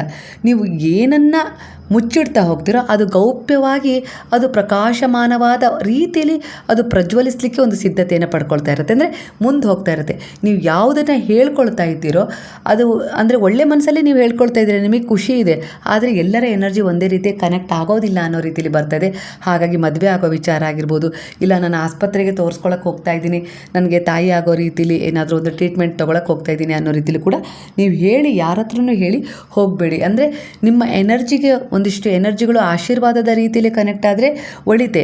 ಇಲ್ಲ ಅದು ನೆಗೆಟಿವ್ ಆಗಿ ಇಷ್ಟೇ ದಿನ ಆಗಿಲ್ಲ ಇನ್ನೇನಾಗುತ್ತೆ ಅನ್ನೋ ರೀತಿಯಲ್ಲಿ ಅವ್ರು ಏನಾದರೂ ಒಂದಿಷ್ಟು ಒಂದಿಷ್ಟು ನೆಗೆಟಿವ್ ಎನರ್ಜಿಗಳನ್ನು ನಿಮಗೆ ಕನೆಕ್ಟ್ ಮಾಡಿದಾಗ ಏನಾಗುತ್ತೆ ಅಂದರೆ ನಿಮ್ಮಲ್ಲೂ ಒಂದಿಷ್ಟು ನೆಗೆಟಿವ್ ಎನರ್ಜಿ ಈಗಾಗಲೇ ಇದ್ದಿರುತ್ತೆ. ಅಂದರೆ ಹೇಗೆ ಅಂದರೆ ಅನುಮಾನವಾಗಿ ನಾನು ಈ ಸರಿ ಹೋಗ್ತಾ ಇದ್ದೀನಿ, ಅದಾಗುತ್ತೋ ಇಲ್ವೋ, ಏನಾಗುತ್ತೋ ಏನೋ ಅನ್ನೋ ರೀತಿಯಲ್ಲಿ ನೀವೇ ಸ್ವಲ್ಪ ಸಂದೇಹದಲ್ಲಿ ಇರ್ತೀರಲ್ಲ, ಆಗ ಆ ನೆಗೆಟಿವ್ ಎನರ್ಜಿ ನಿಮಗೆ ಕನೆಕ್ಟ್ ಆಗಿಬಿಡತ್ತೆ. ಇದು ಕೇವಲ ಇದೊಂದೇ ವಿಚಾರದಲ್ಲ, ನೀವೊಂದು ಯಾವುದೋ ಒಂದು ಪ್ರಾಪರ್ಟಿ ಕೊಂಡ್ಕೊಳ್ಳೋ ವಿಚಾರ ಆಗಿರ್ಬೋದು, ಕೋರ್ಟ್ ಕೇಸಲ್ಲಿ ಒಂದಿಷ್ಟು ತಿರುವನ್ನು ತಗೊಂಡಿರ್ತೀರ, ಅದನ್ನು ಕೂಡ ಅಂದರೆ ಇನ್ನು ನನಗೆ ಗೆಲುವಾಗ್ಬಿಡುತ್ತೆ, ಎಲ್ಲ ಈ ರೀತಿ ಸಾಕ್ಷ್ಯಗಳು ನನಗೆ ಒದಗಿದ್ದಾವೆ ಅನ್ನೋ ರೀತಿಯಲ್ಲಿ ನೀವೀಗ ಫೀಲ್ ಮಾಡ್ತಾ ಇದ್ದೀರ. ಅದನ್ನು ಯಾರ ಹತ್ರನೇ ಹೇಳ್ಕೊಳ್ಳೋದು ಬೇಡ ಅಂಥೇಳಿ ಗುರು ಕೆಲವೊಂದು ವಿಚಾರಗಳನ್ನು ನಿಮಗೆ ಮನದಟ್ಟು ಮಾಡುವ ಮೂಲಕ ಎಚ್ಚರಿಸ್ತಾ ಇದ್ದಾರೆ. ಈ ಎಚ್ಚರಿಕೆಗಳನ್ನು ಗಮನಿಸಿ. ನೀವು ಎಲ್ಲಿಗಾದರೂ ಹೋಗಬೇಕಾದ್ರೆ ಸೂಕ್ಷ್ಮವಾಗಿ ನೀವು ಯಾರೆಲ್ಲ ಹೋಗಬೇಕು ಅಂತ ಇದ್ದೀರೋ ಅವರೆಲ್ಲ ಹೋಗಿ ನೀವು ಆ ಒಂದು ವಿಚಾರವನ್ನು ಅಲ್ಲಿ ಏನೆಲ್ಲ ಸರಿಪಡಿಸ್ಕೊಳ್ಬೇಕೋ, ಇಲ್ಲ ಅಲ್ಲಿ ಏನನ್ನೋ ಒಂದು ಫಂಕ್ಷನ್ ಅಟೆಂಡ್ ಮಾಡ್ತಿರೋ, ಇಲ್ಲ ಯಾವುದೋ ಒಂದು ವಿಚಾರಕ್ಕೆ ಹೋಗಿದ್ರು ಅದನ್ನು ಪೂರ್ಣಗೊಳಿಸಿದ ನಂತರ ಅದು ತಾನಾಗಿ ಅವರಿಗೆ ವಿಚಾರಕ್ಕೆ ಬಂದಾಗ ಹೀಗೆ ಹೋಗಿದ್ರಂತಲ್ಲ ಅಂತೇಳಿ ಅವ್ರು ಕೇಳಿದಾಗ ಹೌದು ಹೀಗೆ ಒಂದು ಅನಿವಾರ್ಯವಾಗಿ ಬೇಗನೆ ಹೋಗುವಂಥ ಸಂದರ್ಭ ಬಂದ್ಬಿಡ್ತು, ಯಾರಿಗೂ ತಿಳಿಸ್ಲಿಕ್ಕಾಗಲಿಲ್ಲ, ಹಾಗಾಗಿ ಆ ಕೆಲಸಕ್ಕೆ ಹೋಗಿಬಿಟ್ವಿ, ಅಲ್ಲಿ ಕೆಲಸ ಮುಗಿಸ್ಕೊಂಡು ಬಂದ್ವಿ, ಈ ರೀತಿ ಹೇಳಿದರೆ ಆಗಲೇ ಅದು ಪೂರ್ಣಗೊಂಡಿರುತ್ತೆ. ಅದರ ಮೇಲೆ ಅವರ ಪ್ರಭಾವ ಅಷ್ಟರ ಮಟ್ಟಿಗೆ ಪರಿಣಾಮ ಬೀರೋದಿಲ್ಲ. ಆಗಲೇ ಅದನ್ನು ನೀವು ಒಂದು ಗುರುವಿನ ಒಂದು ದೇವರ ಒಂದು ಎನರ್ಜಿಗೆ ಕನೆಕ್ಟ್ ಮಾಡಿಬಿಟ್ಟಿರ್ತೀರ. ಭಗವಂತ ನಿನ್ನ ದಯೆಯಿಂದ ಅದಾಯಿತು ಅನ್ನೋ ರೀತಿಯಲ್ಲಿ ಆಗ ಅದು ಸಂಪೂರ್ಣವಾಗಿ ಅವರ ಭಾರದಲ್ಲಿರುತ್ತೆ, ಹಾಗಾಗಿ ರಕ್ಷಣೆಯಲ್ಲಿರುತ್ತೆ. ಆಗ ಯಾರ ದೃಷ್ಟಿನೂ ಅದರ ಮೇಲೆ ಬೀಳೋದಿಲ್ಲ. ಹಾಗಾಗಿ ಈ ರೀತಿ ಕೆಲವು ಸಣ್ಣ ಪುಟ್ಟ ತಪ್ಪುಗಳನ್ನು ನೀವು ಮಾಡ್ತಾ ಇದ್ದೀರ. ಅಂದರೆ ಏನನ್ನೇ ಮಾಡೋಕ್ಕೆ ಹೊರಟರು ಕೂಡ ಅದನ್ನು ಹೇಳ್ತಾ ಇದ್ದೀರಾ, ಅದು ಸ್ವಲ್ಪ ಅಂದರೆ ಅದು ಪೂರ್ಣಗೊಳ್ಳುವವರೆಗೂ ಯಾರ ಹತ್ರನೂ ಹೇಳೋದು ಬೇಡ ಅನ್ನೋ ರೀತಿಯಲ್ಲಿ ಬರ್ತದೆ. ಅದರಲ್ಲಿ ತುಂಬ ಅಡೆತಡೆ ಬರ್ತಾ ಇದೆ. ಹಾಗಾಗಿ ಕೆಲವೊಂದು ಕೆಲಸಗಳು ಅಪೂರ್ಣಗೊಂಡಿವೆ, ಕೆಲವೊಂದು ವ್ಯವಹಾರಗಳು ಅಡೆತಡೆಯಿಂದ ಕೂಡಿದೆ ಅನ್ನೋ ರೀತಿಯಲ್ಲಿ ಬರ್ತದೆ. ಈ ಸಣ್ಣ ಒಂದು ತಪ್ಪನ್ನು ಸರಿಪಡಿಸ್ಕೊಂಡ್ರೆ ಖಂಡಿತ ಆ ವಿಚಾರದಲ್ಲಿ ನೀವು ಮುಂದುವರಿತೀರಾ. ಹಾಗೆ ನಿಮ್ಮ ಶತ್ರುಗಳು ನಿಮ್ಮ ನಡೆ ನುಡಿಯನ್ನು ಗಮನಿಸ್ತಾ ಇರೋದ್ರಿಂದ ಇಂಥ ಒಂದಿಷ್ಟು ವಿಚಾರಗಳು ನೀವು ಯಾರಿಗಾದರೂ ಹೇಳಿ ಹೋದಾಗ ನೇರವಾಗಿ ಅವರ ಕಿವಿಯನ್ನು ತಲುಪ್ತವೆ. ಅದು ಅವ್ರು ಹೇಳಬೇಕು ಅಂತ ಹೇಳ್ತಾರೋ ಇಲ್ಲ ಅಂದರೆ ಇಲ್ಲ ಹೇಳಬಾರ್ದು ಅನ್ನೋ ರೀತಿಯಲ್ಲಿ ಹೇಳ್ತಾರೋ, ಒಟ್ಟಾರೆಗೆ ಅವರ ಕಿವಿಯನ್ನು ತಲುಪ್ತವೆ. ಆಗ ಅವ್ರಿಗೆ ಇದೇ ಬೇಕಾಗಿರುತ್ತೆ. ಆಗ ಅವರು ನೆಗೆಟಿವ್ ಆಗಿ ಥಿಂಕ್ ಮಾಡ್ತಾರೆ, ಅಂದರೆ ಚರ್ಚೆ ಮಾಡ್ತಾರೆ, ನಿಮ್ಮ ಬಗ್ಗೆ ಒಂದಿಷ್ಟು ದೊಡ್ಡ ಸಭೆ ಸೇರುವ ರೀತಿಯಲ್ಲಿ ಅದನ್ನು ಹೇಳ್ತಾ ಹೋಗ್ತಾರೆ. ಅದು ಎಷ್ಟರ ಮಟ್ಟಿಗೆ ಆ ಊರ್ಜೆಗಳು ನಿಮ್ಮನ್ನು ತಲುಪ್ತವೆ ಅಂದರೆ ಕೆಲವೊಂದು ಸಾರಿ ಅವು ನಿಮ್ಮ ಬಳಿ ಬಂದೇ ಬರ್ತವೆ, ಇಲ್ಲ ಅಂತಲ್ಲ. ಆದರೆ ನೀವು ಆ ಸಮಯದಲ್ಲಿ ಸ್ಟ್ರಾಂಗ್ ಇದ್ದರೆ ಅವು ಪುಟಿದು ಅವರೇ ಬಳಿಗೆ ಹೋಗ್ತದೆ, ವ್ಯರ್ಥ ಆಗ್ತದೆ ಆ ಮಾತುಕತೆ. ಅದೇ ನೀವೇನಾದರೂ ಆ ಸಮಯದಲ್ಲಿ ಸ್ವಲ್ಪ ಅನುಮಾನ, ನಾ ಹೋಗ್ತಾ ಇರೋ ಕೆಲಸ ಏನಾಗುತ್ತೋ ಹಾಗೆ ಹೀಗೆ ಏನಾದರೂ ಒಂದು ಸ್ವಲ್ಪ ಭಯ ಆತಂಕ ವ್ಯಕ್ತಪಡಿಸಿದಾಗ, ಭಯಗೊಂಡಾಗ ಆ ಎನರ್ಜಿ ಬೇಗನೆ ಕನೆಕ್ಟ್ ಆಗಿಬಿಡುತ್ತೆ. ಅಂದರೆ ಅದು ಒಂದು ನಕಾರಾತ್ಮಕ ಎನರ್ಜಿ, ನಿಮ್ಮಲ್ಲೂ ಒಂದು ಕ್ಷಣ ನಕಾರಾತ್ಮಕ ಎನರ್ಜಿ ಮೂಡಿದಾಗ ಅವೆರಡೂ ಕನೆಕ್ಟ್ ಆಗಿಬಿಡ್ತದೆ. ಹಾಗಾಗಿ ಯಾರ ಹತ್ರನೂ ಹೇಳೋದು ಬೇಡ. ನೀವು ಯಾವ ಕೆಲಸ ಮಾಡ್ತಿದ್ರೆ, ಯಾವ ಉದ್ದೇಶವನ್ನು ಇಟ್ಕೊಂಡು ಒಂದು ತಿರುವನ್ನು ತಗೊಳ್ತಾ ಇದ್ರೋ ಆ ಉದ್ದೇಶವನ್ನು ಯಾರ ಹತ್ರನೂ ನೀವು ಹೇಳೋದು ಬೇಡ. ನಿಮ್ಮ ಉನ್ನತವಾದ ಹುದ್ದೆಗೆ ಮೇಲ್ವಿಚಾರಕರಾಗಿ ಆಯ್ಕೆ ಮಾಡಿಕೊಳ್ಳಲಾಗಿದೆ ಅನ್ನೋ ರೀತಿಯಲ್ಲಿ ನಿಮಗೆ ಒಂದು ಬರುತ್ತೆ ವಿಚಾರ, ಅದನ್ನು ಕೂಡ ಯಾರ ಹತ್ರನೇ ಹೇಳ್ಕೊಳ್ಳೋದು ಬೇಡ, ಟ್ರಾನ್ಸ್ಫರ್ ಆಗೋವರೆಗೂ ಅನ್ನೋ ರೀತಿಲೂ ಬಾಬಾ ಎಚ್ಚರಿಸ್ತಾ ಇದ್ದಾರೆ. ಕೆಲವರಿಗೆ ಯಾಕಂದರೆ ನಿಮ್ಮ ಭಕ್ತಿ ಹೇಗಿದೆಯೋ ಅದಕ್ಕೆ ತಕ್ಕ ಹಾಗೆ ಗುರುವಿಗೆ ಆ ವಿಚಾರವನ್ನು ಸರೆಂಡರ್ ಮಾಡಿದ ಮೇಲೆ ಮತ್ತೆ ಯಾರಿಗೂ ಕೂಡ ಅದನ್ನು ಹೇಳೋದು ಬೇಡ, ಅದು ಪೂರ್ಣಗೊಳ್ಳುವವರೆಗೂ ಅನ್ನೋ ರೀತಿಯಲ್ಲಿ ಒಂದು ಬಹಳ ಪಾಸಿಟಿವ್ ಎನರ್ಜಿ ಕನೆಕ್ಟ್ ಆಗ್ತಾ ಇದೆ ನಿಮಗೆ. ಅಂದರೆ ಅದು ಮದುವೆ ವಿಚಾರ ಆಗಿರ್ಬೋದು, ಸಂತಾನದ ವಿಚಾರ ಆಗಿರ್ಬೋದು, ಒಂದು ಕೆಲಸ ಮಾಡಲಿಕ್ಕೆ ಇಲ್ಲ ಅದನ್ನು ತಗೊಳ್ಳೋಕ್ಕೆ ಇಲ್ಲ ಅದರ ಉದ್ದೇಶವಾಗಿ ಓಡಾಡ್ತಾ ಇದ್ದೀರಾ ಅಂದರೆ, ಹಾಗೆ ಕೋರ್ಟು ಕಚೇರಿ ಯಾವ ಉದ್ದೇಶದಲ್ಲಿ ನೀವು ಓಡಾಡ್ತಿದ್ದೀರಾ ಅದನ್ನು ಯಾರ ಹತ್ರನೂ ಶೇರ್ ಮಾಡ್ಕೊಳ್ಬೇಡಿ. ಶೇರ್ ಮಾಡ್ಕೊಳ್ತಾ ಇರೋದ್ರಿಂದನೇ ನೀವು ನಂಬಿ ಯಾರ ಹತ್ರ ಶೇರ್ ಮಾಡ್ಕೊಳ್ತಾ ಇದ್ದೀರೋ ಅದು ಹರಿದು ಹಂಚ್ತಾ ಇದೆ ಎನರ್ಜಿ. ಆಗ ಅದು ಬೇಗನೆ ಕೈಗೂಡೋದಿಲ್ಲ, ಒಂದಿಷ್ಟು ನಕಾರಾತ್ಮಕ ಬ್ಲಾಕೇಜ್ಗಳು ಅದರಲ್ಲಿ ಉಂಟಾಗ್ತದೆ ಅನ್ನೋ ರೀತಿಯಲ್ಲಿ ಬರ್ತಾ ಇದೆ. ನೀವು ಒಂದು ವಸ್ತು ಆಗಿರ್ಬೋದು, ಒಂದು ವ್ಯಕ್ತಿ ಆಗಿರ್ಬೋದು, ಒಂದು ವಿಚಾರ ಆಗಿರ್ಬೋದು, ಬೇಕು ಅಂತ ಹೇಳಿ ಅದನ್ನು ಪಡ್ಕೊಳ್ಬೇಕು, ಅದನ್ನು ನನ್ನ ಹಿಡಿತದಲ್ಲಿ ಇಟ್ಕೊಳ್ಬೇಕು ಅನ್ನೋ ರೀತಿಲಿ ನೀವು ಬೆನ್ನು ಹತ್ತಿ ಓಡಿದಾಗ ಅದು ಯಾವಾಗಲೂ ಆ ವಿಚಾರ ಕೈಗೂಡೋದಿಲ್ಲ. ಯಾವಾಗ ಅದನ್ನು ಬಿಟ್ಬಿಡ್ತಿರೋ, ಇಗ್ನೋರ್ ಮಾಡ್ತಿರೋ, ಇಗ್ನೋರ್ ಮಾಡೋದರ ಅರ್ಥ ಅದು ಬಿಟ್ಬಿಡಿ ಅಂತ ಅಲ್ಲ, ನನಗೆ ಬೇಡ ಅಂತ ಅಲ್ಲ, ನಿಮಗೆ ಬೇಕದು. ಆದರೆ ಅದನ್ನು ಇಗ್ನೋರ್ ಮಾಡಿ ಅಂದರೆ ಅದರಲ್ಲಿರುವ ಒಂದು ಅಟ್ಯಾಚ್ಮೆಂಟನ್ನು ಕಡಿಮೆ ಮಾಡ್ಕೊಳ್ಳಿ.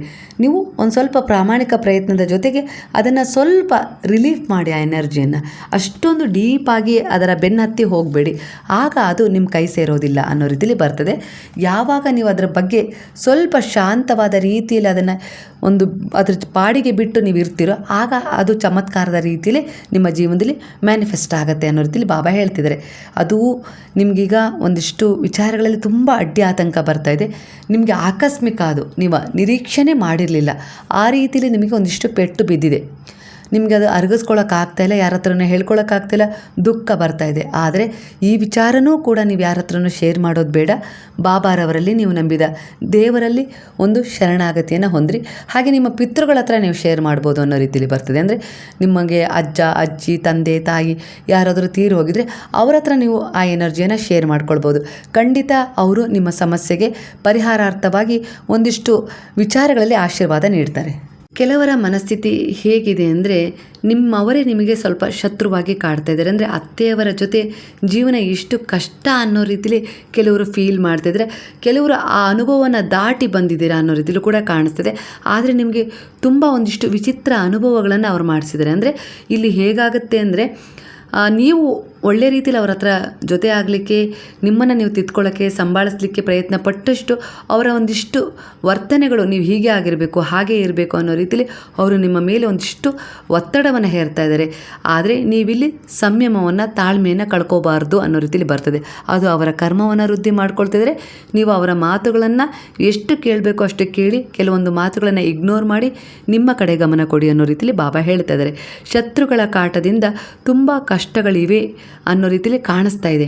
ಆದರೆ ಗುರುವಿನ ಶರಣದಲ್ಲಿ ನೀವಿರೋದ್ರಿಂದ ಆ ಕಷ್ಟಗಳು ಕೂಡ ಒಂದಿಷ್ಟು ಸಂತೋಷವಾಗಿ ಬದಲಾಗುವ ಸಾಧ್ಯತೆ ಹೆಚ್ಚಾಗಿ ಕಾಣಿಸ್ತಾ ಇದೆ. ಅಂದರೆ ಅವರು ನಿಮ್ಮ ಜೀವನದ ಮೇಲೆ ಯಾವೆಲ್ಲ ರೀತಿಯಲ್ಲಿ ಒಂದು ಪರಿಣಾಮ ಬೀರಬೇಕು ಅಂತೇಳಿ ಹೊರಟ್ರೋ ಅದೇ ಅವರಿಗೆ ತಿರುಗು ಬಾಣವಾಗುತ್ತೆ. ಯಾಕಂದರೆ ಅವರ ಜೀವನದಲ್ಲಿ ಒಂದಿಷ್ಟು ಸಮಸ್ಯೆಗಳು ಅವರ ಮಕ್ಕಳಿಂದ ಶುರುವಾಗಿ ಅವರಿಗೆ ತುಂಬ ಸಂಕಷ್ಟಕ್ಕೆ ಈಡು ಮಾಡುತ್ತೆ ಅನ್ನೋ ರೀತಿಯಲ್ಲೇ ಪಾಸಿಟಿವ್ ಆಗಿ ಇಲ್ಲಿ ಕನೆಕ್ಟ್ ಆಗ್ತದೆ ಎನರ್ಜಿ. ಸ್ವಲ್ಪ ವಿವರವಾಗಿ ಇಲ್ಲಿ ಹೇಳೋದಾದರೆ, ಅವರ ಕರ್ಮ ಅವರಿಗೆ ಮರಳುವ ಸಮಯ ಬಂದಿದೆ ಅಂತಲೇ ಹೇಳ್ತಾ ಇದೆ. ಕೆಲವರ ಎನರ್ಜಿಯ ಪ್ರಕಾರ ನೀವು ಈಗಲೂ ಕೂಡ ಹಳೆಯ ಘಟನೆಗಳು, ನೋವುಗಳು ಅಥವಾ ನಿರಾಶೆಗಳನ್ನೇ ಮನಸ್ಸಿನಲ್ಲಿ ಹಿಡ್ಕೊಂಡ್ಬಿಟ್ಟಿದ್ದೀರಾ. ಆದರೆ ಬಾಬಾ ಹೇಳ್ತಾ ಇದ್ದಾರೆ, ದೈವಿಕ ಶಕ್ತಿ ನಿಮಗೆ ಒಂದು ಯಾವ ರೀತಿ ಒಂದು ಎನರ್ಜಿಯನ್ನು ಕನೆಕ್ಟ್ ಮಾಡ್ತದೆ ಅಂದರೆ, ನಿಮ್ಮ ಬೆಳವಣಿಗೆಗೆ ಅದು ಅಡ್ಡಿ ಆಗ್ತಾ ಇದೆ. ಆ ಭಯ, ಆ ಅನುಮಾನ, ಆ ಕೋಪ ಅವೆಲ್ಲವೂ ಅತಿಯಾದ ನಿರೀಕ್ಷೆಗಳನ್ನು ಬಿಡುವ ಸಮಯ ಬಂದಿದೆ ಅನ್ನೋ ರೀತಿಯಲ್ಲಿ ಇಲ್ಲಿ ನಿಮಗೊಂದು ಸೂಚನೆ ಸಿಗ್ತಾ ಇದೆ. ಹಾಗೆ ನೀವು ಆದಷ್ಟು ಬೇಗನೆ ನಿಮ್ಮ ಕುಲದೇವಿಯ ದರ್ಶನವನ್ನು ಮಾಡ್ತೀರಾ ಇನ್ನು 2 ತಿಂಗಳಲ್ಲಿ ಅನ್ನೋ ರೀತಿಯಲ್ಲಿ ಕಾಣಿಸ್ತದೆ. ಅದು ಬಹಳ ದಿನಗಳಾಗಿತ್ತು, ಇಲ್ಲ ಒಂದು ಹರಕೆಯನ್ನು ಮಾಡ್ಕೊಂಡಿದ್ರೆ ತೀರಿಸಿಲ್ಲ, ಆದರೆ ನಾನು ಈ ಸರಿ ಹರಕೆಯನ್ನು ತೀರಿಸಬೇಕು, ಇಲ್ಲ ಆ ತಾಯಿಯ ದರ್ಶನ ಮಾಡಲೇಬೇಕು, ಆ ತಂದೆಯ ದರ್ಶನ ಮಾಡಬೇಕು ಅಂಥೇಳಿ ನೀವು ಮನಸ್ಸಲ್ಲಿ ಅಂದ್ಕೊಂಡಿದ್ದೀರಾ. ಅದಕ್ಕೋಸ್ಕರ ಒಂದಿಷ್ಟು ಹಣವನ್ನು ಕೂಡ ಕೂಡಿಟ್ಕೊಂಡಿದ್ದೀರಾ. ಖಂಡಿತ ಅದು ಸಾಧ್ಯವಾಗುತ್ತೆ. ಯಾಕಂದರೆ ನೀವು ಯಾವ ರೀತಿಯಲ್ಲಿ ಆ ಭಗವಂತನನ್ನು ನೀವು ನೋಡುವ ಆತುರವನ್ನು ತೋರ್ತೀರೋ, ಅವರು ಕೂಡ ಅಷ್ಟೇ ನಿಮ್ಮನ್ನು ಕರೆಸಿಕೊಳ್ಳುವ ಆಶ್ರಯವನ್ನು ನೀಡ್ತಾರೆ, ಅಂದರೆ ಆಶೀರ್ವಾದವನ್ನು ತೋರ್ತಾರೆ ಅನ್ನೋ ರೀತಿಯಲ್ಲಿ ಬರ್ತದೆ. ಖಂಡಿತ ಆದಷ್ಟು ಬೇಗನೆ ನೀವು 2 ತಿಂಗಳಲ್ಲಿ ಅವರ ದರ್ಶನವನ್ನು ಯಾವುದೇ ರೀತಿ ಅಡೆತಡೆ ಇಲ್ಲದೆ ಮಾಡ್ತೀರಾ. ಹಾಗೆ ಇದಕ್ಕೆ ಒಂದಿಷ್ಟು ಸಹಾಯ ಕೂಡ ಸಿಗುತ್ತೆ. ಹಾಗೆ ಗುರುವಿನ ದೃಷ್ಟಿ ನಿಮ್ಮ ಮೇಲಿರುತ್ತೆ, ಅದು ಕಾಪಾಡ್ತಾ ಇದೆ ಅನ್ನೋ ರೀತಿಯಲ್ಲಿ ಕಾಣಿಸ್ತಾ ಇದೆ. ಒಂದು ಕಡೆ ಎಲ್ಲೋ ನೀವು ಬಿದ್ದು ಪೆಟ್ಟು ಮಾಡ್ಕೊಂಡಿದ್ದೀರಾ ಅನ್ನೋ ರೀತಿಯಲ್ಲಿ ಬರ್ತಾ ಇದೆ. ಹಾಗೆ ಒಂದಿಷ್ಟು ಜನರ ಕುತಂತ್ರಕ್ಕೆ ನಿಮಗೆ ಆ ಪೆಟ್ಟು ಸಿಕ್ಕಿದೆ ಅನ್ನೋ ರೀತಿಯಲ್ಲಿ ಕಾಣಿಸ್ತಾ ಇದೆ. ಗೊಂದಲಕ್ಕೇನೂ ಹೋಗೋದು ಬೇಡ, ಯಾಕಂದರೆ ಗುರುವಿನ ಬಲ ನಿಮ್ಮ ಜೊತೆಗಿದೆ. ಹಾಗಾಗಿ ನೀವು ಪಾರಾಗಿದ್ದೀರಾ ಆ ಸಮಸ್ಯೆಯಿಂದ. ಹಾಗೆ ಸ್ವಲ್ಪ ನೋವಾಗಿರ್ಬೋದು, ಇಲ್ಲ ಅಂತಲ್ಲ, ಆದರೆ ತುಂಬ ದೊಡ್ಡ ಗಂಡಾಂತರದಿಂದ ಗುರುವು ನಿಮ್ಮನ್ನು ಪಾರು ಮಾಡಿದ್ದಾರೆ. ಕೃತಜ್ಞತೆಯ ಸ್ವರೂಪದಲ್ಲಿ ನೀವು ಅವರಿಗೆ 2 ತುಪ್ಪದ ಬತ್ತಿಗಳನ್ನು ಬೆಳಗಿಸುವ ಮೂಲಕ ಒಂದು ಕೃತಜ್ಞತೆಯನ್ನು ಸಲ್ಲಿಸೋದು ಬಹಳ ಇಂಪಾರ್ಟೆಂಟ್ ಅಂತ ಬರ್ತಾ ಇದೆ. ನೀವು ಅದನ್ನು ಕಡೆಗಣಿಸ್ಬೇಡಿ. ನಿಮ್ಮಿಂದ ಆಗದೇ ಇದ್ದರೂ ನೀವೇ ಸ್ವತಃ ಎದ್ದು, ನೀವು ಎದ್ದಳಕ್ಕಾಗದೇ ಇದ್ರೂ ಪರವಾಗಿಲ್ಲ, ಕೂತ್ಕೊಂಡಾದರೂ ನೀವು ಹೇಗಾದರೂ ಮಾಡಿ ಬಾಬಾರವರಿಗೆ 2 ತುಪ್ಪದ ಆರತಿಯನ್ನು ಬೆಳಗಿ, ಇಂಥ ಸಂಕಷ್ಟದಿಂದ ನನ್ನನ್ನು ಪಾರು ಮಾಡಿದ್ದಕ್ಕೆ ಧನ್ಯವಾದಗಳು ಅನ್ನೋ ರೀತಿಲಿ ಒಂದು ಧನ್ಯವಾದಗಳನ್ನು, ಕೃತಜ್ಞತೆಯನ್ನು ಸಲ್ಲಿಸೋದು ಬಹಳ ಮುಖ್ಯ. ಬಹಳ ದಿನಗಳವರೆಗೂ ಆ ಒಂದು ಋಣದ ಎನರ್ಜಿಯನ್ನು ಇಟ್ಕೋಬಾರ್ದು. ಮತ್ತೆ ನೀವು ಮುಂದೆ ಹೋಗಬೇಕಲ್ವ, ಒಳಿತನ ಕಾಣಬೇಕಲ್ವ, ಹಾಗಾಗಿ ಅದನ್ನು ಅಲ್ಲೇ ತೀರಿಸ್ಬಿಡಿ, ಒಂದು ಪ್ರಾರ್ಥನೆಯೊಂದಿಗೆ, ಒಂದು ಮಂಗಳ ಆರತಿಯೊಂದಿಗೆ. ಕೆಲವೊಂದು ಸಾರಿ ನೀವು ಹೇಗೆ ಅಂದರೆ, ತಿಳಿ ನೀರನ್ನು ಒಂದು ಒಳ್ಳೆಯ ನೀರು ಅನ್ನೋ ರೀತಿಯಲ್ಲಿ ನೋಡಿಬಿಡ್ತೀರಾ. ಅದರಲ್ಲಿ ವಿಷ ಬೆರೆತಿರುತ್ತೆ, ಆದರೆ ಅದು ತಿಳಿ ನೀರ ರೀತಿಯಲ್ಲಿ ಕಾಣ್ತಾ ಇರುತ್ತೆ. ಹಾಗಾಗಿ ಕೆಲವು ಭಾವನೆಗಳಿಗೆ ನೀವು ಒಳಗಾಗದೆ ವಿವೇಕದಿಂದ ಸರಿಯಾದ ಮಾರ್ಗವನ್ನು ಆಯ್ಕೆ ಮಾಡಿ, ನಿಮ್ಮ ಅಂತರಂಗದ ಧ್ವನಿಯನ್ನು ಮಾತ್ರ ನಂಬಿ ಅನ್ನೋ ರೀತಿಯಲ್ಲಿ ಬಾಬಾ ಹೇಳ್ತಿದ್ದಾರೆ. ಅವರು ನಿಮ್ಮವರೇ ಆಗಿರ್ತಾರೆ, ತಿಳಿ ನೀರಿನಂತೆ ಇರ್ತಾರೆ, ಆದರೆ ನಿಮ್ಮ ಹಿಂದೆ ಯಾವುದೋ ಒಂದು ರೀತಿಯಲ್ಲಿ ವಿಷವನ್ನು ಬೆರೆಸ್ತಾ ಇರ್ತಾರೆ ನಿಮ್ಮ ಸಂಬಂಧಕ್ಕೆ. ಹಾಗಾಗಿ ಅದು ನಿಮ್ಮ ಗಮನಕ್ಕೆ ಬರ್ತಾ ಇದೆ, ಸಹಿಸ್ಕೊಳ್ಳೋದು ಬೇಡ, ಅದನ್ನು ಇಗ್ನೋರ್ ಮಾಡಿ ಹಿಂದೆ ಸರಿಸ್ಬಿಡಿ. ಇದೇ ಬುದ್ಧಿವಂತಿಕೆ. ನೀವು ಗಿಡವನ್ನು ನೆಟ್ಟಿದ್ದೀರಾ, ಆ ಗಿಡವನ್ನು ದಿನನಿತ್ಯ ನೋಡ್ತಾ ನೋಡ್ತಾ ಪ್ರೀತಿಯಿಂದ ಅದ್ರ ಜೊತೆ ಏನೋ ಒಂದು ರೀತಿಯಲ್ಲಿ ನಿಮಗೆ ಸಂತೋಷ ಕಾಣಿಸ್ತಾ ಇದೆ ಅಂದರೆ ಅದನ್ನು ನೋಡಿದಾಗಲೆಲ್ಲ ನನ್ನ ಪ್ರೀತಿಯ ಮರ ಆಗಿ ಬೆಳೆಯುತ್ತೆ ಇದು ಅನ್ನೋ ರೀತಿಲಿ ನೀವು ಫೀಲ್ ಮಾಡ್ತಾ ಇದ್ದೀರಾ. ಖಂಡಿತ ಪ್ರಕೃತಿಯ ಜೊತೆ ನೀವು ಕನೆಕ್ಟ್ ಆಗ್ತಾ ಇದ್ದೀರಿ ಅಂದರೆ ನೀವು ಹೀಲ್ ಆಗ್ತಾ ಇದ್ದೀರಾ. ಅಂದರೆ ಆ ಪ್ರಕೃತಿ ನಿಮ್ಮನ್ನು ಗುಣಪಡಿಸ್ತಾ ಇದೆ ಕೆಲವೊಂದು ಮಾನಸಿಕ ಹಾಗೆ ದೈಹಿಕ ತೊಂದರೆಗಳಿಂದ ಅನ್ನೋ ರೀತಿಲಿ ಬರ್ತದೆ. ಅಂದರೆ ಇದು ಭಗವಂತನ ಇಚ್ಛೆ, ಯೋಜನೆ, ಗುರುವಿನ ಯೋಜನೆ ನಿಮಗೋಸ್ಕರ.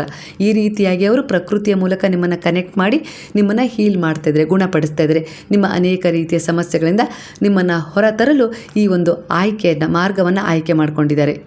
ಕೆಲವರು ನಿಮ್ಮನ್ನು ನೋಡಿ ಇದೇನಪ್ಪ ಹೊಸ ಬದಲಾವಣೆ ಅಂತೇಳಿ ಅಂದ್ಕೊಳ್ಬಹುದು, ಆದರೆ ಅದು ಅವರ ಮನಸ್ಸಿನ ಒಂದು ವ್ಯತಿರಿಕ್ತವಾಗಿರುತ್ತೆ. ಅದು ಅವರಿಗೆ ಅರ್ಥ ಮಾಡ್ಕೊಳ್ಳೋಕೆ ಸಾಧ್ಯ ಇಲ್ಲ. ಅದು ಯಾರು ಭಗವಂತನ ಎನರ್ಜಿಗೆ, ಆಧ್ಯಾತ್ಮಿಕ ಪಯಣದ ಎನರ್ಜಿಗೆ ಕನೆಕ್ಟ್ ಆಗಿರ್ತಾರೋ ಅವ್ರಿಗೆ ಮಾತ್ರ ಆಕಾಶ ಆಗಿರ್ಬೋದು, ಗಾಳಿ ಆಗಿರ್ಬೋದು, ಹಾಗೆ ತಂಗಾಳಿ ಆಗಿರ್ಬೋದು, ಬಿರುಗಾಳಿ ಆಗಿರ್ಬೋದು, ಬಿಸಿಲಾಗಿರ್ಬೋದು, ಹಾಗೆ ಒಂದಿಷ್ಟು ಹೂವಿನ ಪರಿಮಳ ಆಗಿರ್ಬೋದು, ಇವೆಲ್ಲವೂ ಕಾಮನ ಬಿಲ್ಲಾಗಿರ್ಬೋದು, ಆಕಾಶ ನೋಡಿದಾಗ, ಭೂಮಿ ಮೇಲೆ ನಡೆದಾಗ ಇವೆಲ್ಲದರ ಸ್ಪರ್ಶ ಒಂದು ವಿಭಿನ್ನವಾದ ರೀತಿಯಲ್ಲಿ ಶಾಂತಿ, ಒಂದು ಆತ್ಮದ ನೆಮ್ಮದಿಗೆ ಕಾರಣ ಕೊಡ್ತಾ ಇರುತ್ತೆ. ಇದು ಅವರು ಗುರುತಿಸ್ತಾ ಇಲ್ಲ. ಹಾಗಾಗಿ ಅವರು ಹೇಳ್ತಾ ಇದ್ದಾರೆ ಇದೇನಪ್ಪ ಹೊಸದು ಅನ್ನೋ ರೀತಿಯಲ್ಲಿ.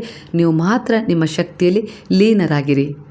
ಒಂದಿಷ್ಟು ಬ್ಲಾಕ್ ಎನರ್ಜಿ ಆಗಿರ್ಬೋದು, ಅಂದರೆ ಒಂದಿಷ್ಟು ಯಾವೆಲ್ಲ ರೀತಿಯ ಜನರು ನಿಮ್ಮ ಮೇಲೆ ಒಂದು ಕೆಟ್ಟ ಪರಿಣಾಮವನ್ನು ಬೀರಿ ಒಂದು ಬ್ಲಾಕೇಜನ್ನು ಉಂಟು ಮಾಡಿದ್ರಲ್ಲ, ಆ ಶಕ್ತಿಗಳನ್ನು ಎಲ್ಲವನ್ನು ಬಾಬಾ ದುನಿಯಲ್ಲಿ ಹಾಕಿ ಸುಟ್ಟು ಹೊಸ ಆಶೀರ್ವಾದಗಳು, ಹೊಸ ಅವಕಾಶಗಳು ಮತ್ತು ಮನಸ್ಸಿನ ಶಾಂತಿ ನಿಮ್ಮ ಜೀವನಕ್ಕೆ ಪ್ರವೇಶಿಸುವಂತೆ ಮಾಡ್ತಾ ಇದ್ದೀನಿ ಅನ್ನೋ ರೀತಿಯಲ್ಲಿ ಭರವಸೆ ಕೊಡ್ತಾ ಇದ್ದಾರೆ. ಹಾಗೆ ನಿಮಗೆ ಹೊಸ ಆರಂಭದ ಬಾಗಿಲು ತೆರೀತಾ ಇದೆ. ಧೈರ್ಯದಿಂದ ಮುಂದೆ ಹೆಜ್ಜೆ ಇಡಿ. ಹಳೆಯ ಭಾರವನ್ನು ಹೊತ್ಕೊಂಡು ಹೊಸ ಜೀವನವನ್ನು ಕಟ್ಟಲು ಸಾಧ್ಯವಿಲ್ಲ. ಹಾಗಾಗಿ ಬಿಟ್ಬಿಡಿ, ನಂಬಿಕೆ ಇಡಿ ಮತ್ತು ದೈವಿಕ ಮಾರ್ಗದರ್ಶನವನ್ನು ಸ್ವೀಕರಿಸಿ ಅನ್ನೋ ರೀತಿಯಲ್ಲಿ ಬಾಬಾ ಹೇಳ್ತಿದ್ದಾರೆ. ಹಾಗೆ ಕೆಲವರ ಎನರ್ಜಿ ಪ್ರಕಾರ ನಿಮ್ಮ ಮಕ್ಕಳಿಂದ ಒಂದಿಷ್ಟು ಮನೆಯಲ್ಲಿ ಒಂದಿಷ್ಟು ಅಸಂತೋಷ, ಹಾಗೆ ಒಂದಿಷ್ಟು ಭಿನ್ನಾಭಿಪ್ರಾಯಗಳು, ಸಮಸ್ಯೆಗಳು ಎದುರಾಗ್ತಾ ಇದ್ದಾವೆ. ಅಂದರೆ ಇದು ನಿಮ್ಮ ಪ್ರಾರಬ್ಧ ಕರ್ಮವನ್ನು ಸೂಚಿಸ್ತಾ ಇದೆ. ಕೆಲವೊಂದು ಸಾರಿ ಈ ರೀತಿಯಾಗಿ ಅವರು ಮಕ್ಕಳಾಗಿ ಹುಟ್ಟಿ ನಿಮ್ಮ ಒಂದಿಷ್ಟು ನೋವಿಗೆ ಕಾರಣರಾಗ್ತಾ ಇದ್ದಾರೆ. ಅಂದರೆ ಅದು ಸಹಿಸೋಕ್ಕಾಗ್ತಾ ಇಲ್ಲ. ಕೆಲವರಿಗೆ ಮಕ್ಕಳಿಲ್ಲ ಅನ್ನೋ ಚಿಂತೆ, ಆದರೆ ಕೆಲವರಿಗೆ ಯಾಕಪ್ಪ ಈ ರೀತಿ ಇಂತಹ ಮಕ್ಕಳನ್ನು ಕೊಟ್ಟರೆ ಅನ್ನೋ ರೀತಿಯಲ್ಲಿ ಚಿಂತೆಯಲ್ಲಿದ್ದೀರಾ ಅನ್ನೋ ರೀತಿಯಲ್ಲಿ ಕಾಣಿಸ್ತದೆ. ಇದು ಪ್ರಾರಬ್ಧ ಕರ್ಮವನ್ನು ಸೂಚಿಸ್ತಾ ಇದೆ. ಇದಕ್ಕೆ ನಿಮ್ಮ ಪಿತೃಗಳಿಗೆ ಮೊರೆ ಹೋಗಬೇಕು ಅನ್ನೋ ರೀತಿಯಲ್ಲಿ ಬರ್ತದೆ. ಅಂದರೆ ಪಿತೃ ಶಾಂತಿಯನ್ನು ಮಾಡಿಸ್ಬೇಕು. ಆ ಮಕ್ಕಳ ಕೈಯಲ್ಲಿ ಆ ನಿಮ್ಮ ಪಿತೃಗಳಿಗೆ ಏನಾದರೂ ಒಂದು ದಾನ ಧರ್ಮದ ಸೇವೆಯನ್ನು ಮಾಡಬೇಕು. ಹಾಗೆ ಎಳ್ಳು ದಾನವನ್ನು ಮಾಡಿದರೂ ಕೂಡ ಒಳ್ಳೆಯದು. ಶನಿವಾರದ ದಿನ ಈ ರೀತಿ ಒಂದು ಕುದುರೆಗೆ ಒಂದು ಹುರುಳಿ ಕಾಳನ್ನು ನೀವು ಕೊಟ್ಟರೆ, ಅದನ್ನು ತಿನ್ನಲಿಕ್ಕೆ ಆಹಾರವಾಗಿ ಕೊಟ್ಟರೆ, ಎಲ್ಲಾದರೂ ನಿಮ್ಮ ಊರಲ್ಲಿ ಯಾರಾದರೂ ಒಬ್ಬರು ಕುದುರೆಯನ್ನು ಸಾಕಿರ್ತಾರೆ, ಇಲ್ಲ ಬಂದಿರುತ್ತೆ, ಅಂತಹ ಜಾಗಕ್ಕೆ ಹೋಗಿ ಹುರುಳಿ ಕಾಳನ್ನು ಕುದುರೆಗೆ ಕೊಟ್ಟರೆ ಒಂದಿಷ್ಟು ಸಾಕಷ್ಟು ದೋಷಗಳು ನಿವಾರಣೆ ಆಗ್ತವೆ.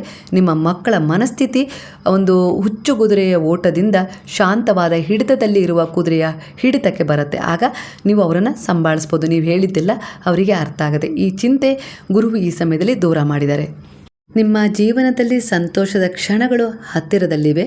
ಇಲ್ಲಿ ಕಾಣಿಸ್ತಾ ಇದೆ, ನೀವು ಬಹಳ ದಿನಗಳಿಂದ ಕಾಯ್ತಾ ಇದ್ದ ಒಂದು ವಿಷಯ ಈಗ ನಿಧಾನವಾಗಿ ಫಲ ಕೊಡಲು ಆರಂಭಿಸ್ತಾ ಇದೆ. ದುಃಖದ ಅಧ್ಯಾಯ ಮುಗಿದು ನಗುವಿನ ದಿನಗಳು ಆರಂಭವಾಗುವ ಸೂಚನೆ ಕೂಡ ಗುರುವು ನಿಮಗೆ ಆದಷ್ಟು ಮುಂದಿನ ದಿನಗಳಲ್ಲಿ ನೀಡ್ತಾರೆ ಅನ್ನೋ ರೀತಿಯಲ್ಲಿ ಬರ್ತದೆ. ಅದು ಕರಿಯರ್ ವಿಚಾರದಲ್ಲಿ, ಉದ್ಯೋಗಕ್ಕಾಗಿ ಕಾಯ್ತಾ ಇದ್ರಿ, ಒಳ್ಳೆಯ ಅವಕಾಶ, ಒಂದು ಸಂದರ್ಶನದಲ್ಲಿ ಯಶಸ್ಸು, ಹಾಗೆ ಬಡ್ತಿ ಅಥವಾ ಹೊಸ ಕೆಲಸದ ಸಾಧ್ಯತೆಗಳು ಕಾಣಿಸ್ತಾ ಇದೆ. ಇದು ನಿಮ್ಮ ಆಶಯ ಆಗಿತ್ತು, ಗುರು ಅದನ್ನು ಪೂರ್ಣಗೊಳಿಸ್ಕೊಡ್ತಾ ಇದ್ದಾರೆ. ನಿಮ್ಮ ಪರಿಶ್ರಮಕ್ಕೆ ಸೂಕ್ತವಾದ ಗೌರವ ಸಿಗುವ ಸಮಯವನ್ನು ತರ್ತಾ ಇದ್ದಾರೆ. ನಿಂತಿದ್ದ ಹಣ ವಾಪಸ್ ಸಿಗುತ್ತೆ. ಹೊಸ ಆದಾಯದ ಮೂಲ ತೆರೆದುಕೊಳ್ಳುತ್ತೆ. ವ್ಯವಹಾರದಲ್ಲಿ ಲಾಭ ಅಥವಾ ಅನಿರೀಕ್ಷಿತ ಆರ್ಥಿಕ ಸಹಾಯ ದೊರೆಯುವ ಸಾಧ್ಯತೆಗಳಿವೆ. ಖಂಡಿತ ಒಬ್ಬರಿಂದ ನಿಮಗೆ ಹಣದ ಸಹಾಯ ಸಿಗುತ್ತೆ. ವಿದೇಶಕ್ಕೆ ಹೋಗಬೇಕು ಅಂತೇಳಿ ಏನಾದರೂ ಕನಸು ಕಾಣ್ತಾ ಇದ್ದೀರಾ ಅಂದರೆ ಕೆಲವರ ಎನರ್ಜಿಯಲ್ಲಿ ನಿಮಗೆ ಶುಭ ಸುದ್ದಿ ಸಿಗ್ಬೋದು. ವೀಸಾ ಅಥವಾ ಪ್ರಯಾಣಕ್ಕೆ ಸಂಬಂಧಿಸಿದ ಪ್ರಗತಿ ಕಾಣ್ಬೋದು. ಎಲ್ಲರಿಗೂ ವಿದೇಶ ಪ್ರಯಾಣವೇ ಆಗತ್ತೆ ಅಂತ ಏನಿಲ್ಲ, ಆದರೆ ದೂರದ ಸ್ಥಳಗಳಿಗೆ ಸಂಬಂಧಿಸಿದ ಒಳ್ಳೆಯ ಅವಕಾಶಗಳು ಕೂಡ ಬರುತ್ತೆ ಅನ್ನೋ ರೀತಿಯಲ್ಲಿ ಬರ್ತದೆ. ಹಾಗೆ ಮದುವೆಗೆ ಕಾಯ್ತಾ ಇದ್ದೀರಲ್ಲ, ಒಳ್ಳೆಯ ಸಂಬಂಧ, ಮಾತುಕತೆ ಆರಂಭವಾಗುತ್ತೆ. ಆದರೆ ಸ್ವಲ್ಪ ದಿನ ಅದಕ್ಕೆ ನೀವು ಕಾಯಬೇಕು ಅನ್ನೋ ರೀತಿಯಲ್ಲಿ ಬರ್ತಾ ಇದೆ. ಕುಟುಂಬದಲ್ಲಿ ಶುಭ ಕಾರ್ಯ ನಿಶ್ಚಿತ ಆಗಿದೆ. ಹಾಗೆ ಮದುವೆ ಅಥವಾ ಹೊಸ ಸಂತಸದ ಸಂದರ್ಭಗಳು ಖಂಡಿತ ನಿಮ್ಮ ಜೀವನದಲ್ಲಿ ಬರ್ತದೆ. ಇದನ್ನು ಸೆಲೆಬ್ರೇಟ್ ಮಾಡುವ ಅವಕಾಶ ಕೂಡ ನಿಮಗೆ ಸಿಗ್ಬೋದು ಮುಂದಿನ ವಾರದಲ್ಲಿ. ಆದರೆ ಅದು ಪ್ರಗತಿ ಕಾಣೋದು ಒಂದು 4 ವಾರಗಳ ನಂತರ ಅನ್ನೋ ರೀತಿಯಲ್ಲಿ ಬರ್ತಾ ಇದೆ. ಯಾವ ವಿಚಾರವನ್ನು ಇಟ್ಟು ಗುರುವಿನಲ್ಲಿ ಸಂಕಲ್ಪ ಮಾಡಿ ನೀವು ದೀಪಾರಾಧನೆ ಮಾಡ್ತಾಯಿದ್ರು, ಸಚ್ಚರಿತ್ರೆ ಪಾರಾಯಣ ಮಾಡ್ತಿದ್ರು, ದಯೆ, ಕರುಣೆ, ಪ್ರೇಮ, ನಿಷ್ಠೆಯ ಸೇವೆಯನ್ನು ಮಾಡ್ತಿದ್ರು, ಆ ವಿಚಾರಗಳು ಕೈಗೂಡ್ತವೆ. ಆದರೆ ಸ್ವಲ್ಪ ತಡವಾಗ್ತವೆ, ಯಾಕಂದರೆ ಇನ್ನೂ ಆ ಸುಸಮಯ ಬಂದಿಲ್ಲ. 3 ವಾರಗಳಲ್ಲಿ ಅದು ಪೂರ್ಣಗೊಳ್ಳುತ್ತೆ ಅನ್ನೋ ರೀತಿಲಿ ಬರ್ತದೆ. ಪ್ರಯತ್ನ ನಿಮ್ಮದಾಗಿರಲಿ. ಭಗವಂತನ ಇಚ್ಛೆ ಇದ್ದರೆ ಅದು ಮರುಕ್ಷಣವೂ ಸಿಗ್ಬೋದು. ಆದರೆ ಇಲ್ಲಿ 3 ವಾರಗಳ ಕಾಲ ತೋರಿಸ್ತಾ ಇದೆ ಅಷ್ಟೇ. ಅದೇ ಸತ್ಯವಾಗಬೇಕು ಅಂತ ಏನಿಲ್ಲ. ಮರುಕ್ಷಣವೂ ನಿಮ್ಮ ಭಕ್ತಿ, ನಿಮ್ಮ ನಿಷ್ಕಲ್ಮಶವಾದ ಭಾವಕ್ಕೆ ಗುರು ಕರುಣಿಸ್ತಾರೆ. ಹಾಗೆ ಕುಲದೇವಿಯ ದರ್ಶನವನ್ನು ಮಾಡ್ತೀರ. ಬಂದ ನಂತರ 5 ಜನ ಮುತ್ತೈದರಿಗೆ ನೀವು ಏನಾದರೂ ಒಂದು ಉಡಿ ಕೊಡಬೇಕು. ಇಲ್ಲ ಅಂದರೆ ಒಂದು ಅನ್ನದಾನದ ಸೇವೆಯನ್ನು ಮಾಡಬೇಕು, ಯಾರಿಗಾದರೂ ಹಸಿದವರಿಗೆ ಅನ್ನೋ ರೀತಿಲಿ ಹೇಳ್ತಾ ಇದ್ದಾರೆ ಗುರು. ಆ ಸೇವೆಯನ್ನು ಮಾಡಿದರೆ ಅದು ಪೂರ್ಣಗೊಳ್ಳುತ್ತೆ. ಅಂದರೆ ಆ ಒಂದು ಕುಲದೇವಿಯ ಆಶೀರ್ವಾದ ಇನ್ನೂ ಗಟ್ಟಿಯಾದ ಮಟ್ಟದಲ್ಲಿ ನಿಮ್ಮ ಕುಟುಂಬವನ್ನು, ನಿಮ್ಮ ಪೀಳಿಗೆಯನ್ನು ರಕ್ಷಿಸುತ್ತೆ. ನಾನಿರ್ತೀನಿ ಸದಾ ನಿಮ್ಮ ಮಾರ್ಗದರ್ಶನ ಮಾಡ್ತಾ. ನಾನೆಂದಿಗೂ ಕೂಡ ನಿಮ್ಮ ಕೈಯನ್ನು ಬಿಡೋದಿಲ್ಲ. ನೀವು ಬಿದ್ದಂಥ ಸಂದರ್ಭದಲ್ಲೂ ನಾನು ಓಡಿ ಬಂದು ನಿನ್ನ ಕೈಯನ್ನು ಎತ್ತಿದ್ದೀನಿ ಅಂದರೆ ಖಂಡಿತ ಜನ್ಮ ಜನ್ಮಗಳವರೆಗೂ ನಿನ್ನ ಪ್ರಯಾಣ ಹೀಗೆ ಸಾಗುತ್ತೆ ಅನ್ನೋ ರೀತಿಲಿ ಗುರುವು ಕೂಡ ಕೊನೆಯದಾಗಿ ಬ್ಲೆಸ್ಸಿಂಗ್ ಕೊಡ್ತಾಯಿದ್ದಾರೆ ಇವತ್ತಿನ ಎನರ್ಜಿಗೆ. ಇವತ್ತಿನ ಎನರ್ಜಿ ನಿಮ್ಮ ಎನರ್ಜಿಗೆ ಕನೆಕ್ಟ್ ಆಗಿ ನಿಮ್ಮನ್ನು ಹೀಲ್ ಮಾಡಿ ಗೈಡ್ ಮಾಡಿದೆ ಅಂತೇಳಿ ನಿಮಗೆ ಏನಾದರೂ ಅನಿಸಿದರೆ, ಕೃತಜ್ಞತಾ ಭಾವ ಇದ್ದರೆ ಅದನ್ನು ಗುರುವಿಗೆ ಸಲ್ಲಿಸುವ ಮೂಲಕ ಸಾಯಿರಾಮ್ ಅಂತೇಳಿ ಕಮೆಂಟ್ ಮಾಡೋದನ್ನು ಮರಿಬೇಡಿ. ಹಾಗಾದರೆ ಈಗೆಲ್ಲರೂ ಸೇರಿ ಹೇಳೋಣವಾ? ಹರೇ ರಾಮ ರಾಮ ರಾಮ ಹರೇ ಹರೇ, ಹರೇ ಕೃಷ್ಣ ಕೃಷ್ಣ ಕೃಷ್ಣ ಹರೇ ಹರೇ, ಹರೇ ಸಾಯಿ ಸಾಯಿ ಹರೇ ಹರೇ, ಹರೇ ಬಾಬಾ ಬಾಬಾ ಹರೇ ಹರೇ, ಹರೇ ದತ್ತ ದತ್ತ ಹರೇ ಹರೇ.